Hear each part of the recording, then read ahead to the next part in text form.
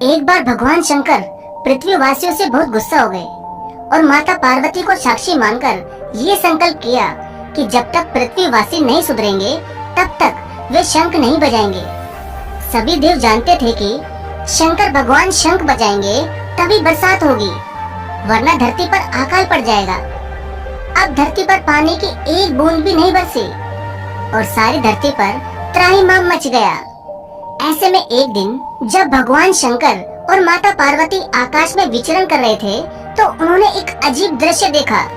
उन्होंने देखा कि एक किसान भरी दोपहर में और कड़कती धूप में खेत की जुताई कर रहा था।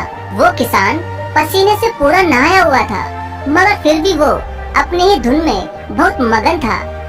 जमीन पत्थर की तरह सख्त हो गई थी, लेकिन फिर भी वो किसान जी तोड़ मेहनत कर रहा था। और शंकर जी को उस किसान की आंखों में उसका आत्मविश्वास दिखाई दे रहा था और उसके पसीने की बूंदों में से एक उम्मीद टपक रही थी। तभी भोलेनाथ और पार्वती जी भेष बदलकर उस किसान के पास पहुँचे और बोले, अरे भाई किसान, तू क्यों बेकार कष्ट उठा रहा है? सूखी बंजर धरती पर केवल पसीने बहाने से ही खेती नहीं होती, उसके लिए पानी की भी जरूरत होती है और वो पानी अभी बरसने वाला नहीं है। तभी किसान ने हल चलाते चलाते ही जवाब दिया कि हाँ, बिल्कुल ठीक कह रहे हैं आप श्रीमान, लेकिन मैं हल चलाने का गुण भूल ना जाऊं, इसलिए मैं रोज ही पूरी लगन के साथ हल चलाता हूँ। क्योंकि अगर मैं हल चलाना ही भूल गया तो क्या केवल वर्षा से ही खेती हो सकेगी?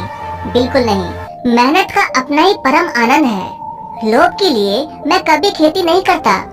वर्षा करना तो शंकर जी के हाथ में है, वे अपना कार्य पूरी तरह निभाते हैं, इसलिए मैं भी निरंतर अपनी मेहनत करता रहता हूँ। किसान की बात सुनकर महादेव जी को भी लगा कि मैं भी तो परमानंद जी की अनुभूति के लिए शंख बजाता हूँ और मुझे भी शंख बजाए 1 बरस बीत गया, कहीं मैं शंख बजाना भूल तो नहीं गया।